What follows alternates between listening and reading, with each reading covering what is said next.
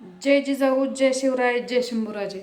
तर बांधवांनो, की ही नवनाथ वाघमाऱ्याचं म्हणणं काय लागले बघा, की त्याची गाडी कुणी जाळली तर मनोजदादांच्या माणसाने जाळली असं त्याचं म्हणणं हे लागले. आणि त्याच्याकडे तर पुरावा काहीच नाही बरं का, पण ते नवं घ्यायचा म्हणून आक्षेप तसा घ्यायला लागलाय आपल्या बांधवावर. आणि त्याचं म्हणणं येईल की आम्ही जर मनोजदादांच्या गाड्या किंवा घर जर जाळलं तर पुन्हा कसं वाटेल.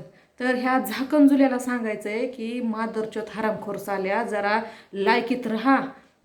तुझी वड्या वगळ्याची आवलात, तुझी गडूळ पाण्याची पैदास, नालायक कुत्र्या, तुझं कुठवर हात चालत राहता मनोदादाच्या घरापर्यंत पोचायला लागलास का?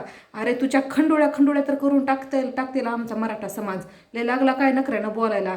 तुझा गुरु कोणती छगण्या, त्याच्या बोलण्याहून तू लागला काय तसं मनोजदादाच्या घरापर्यंत पोचायला? अरे तुझे खानदान सुद्धा आम्ही ठेवणार नव्हत की, तू तर नाहीच नाही राहणार, पण तुझं खानदान सुद्धा ठेवणार नाव. तुला चॅलेंज आहे, तू फक्त डबल अजून एकदा मनोजदादांच्या घरावर अगर फॅमिलीवर बोलून दाखव. जर नाही तुझी जर जाबाड जर फाडलं तर पुन्हा बोल, कारण की आमच्या जातीत आहेच वाघाच्या जबड्यात घालून हात मोजितो त्याचे दात, ही मर्द मराठ्याची आमची जात. आता तुझी ही तुझी लायकी तुला दाखवून द्यायची वेळ आली. तुला आम्ही प्रत्युत्तर देत होतो, तू आरक्षणावरती बोलत होता ती.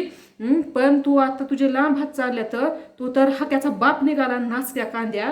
तुला तुझी लायकी दाखवून देणार. तू दिसल तिथे तर 100% कुत्रीगत मार खाणारच. पण तू डबल जर आणि दादाच्या कुटुंबावर जर बोलला ना तर तुझी पायली भरली ही 100%. जय जिजाऊ, जय शिवराय, एक मराठा, कोटी कोटी मराठा.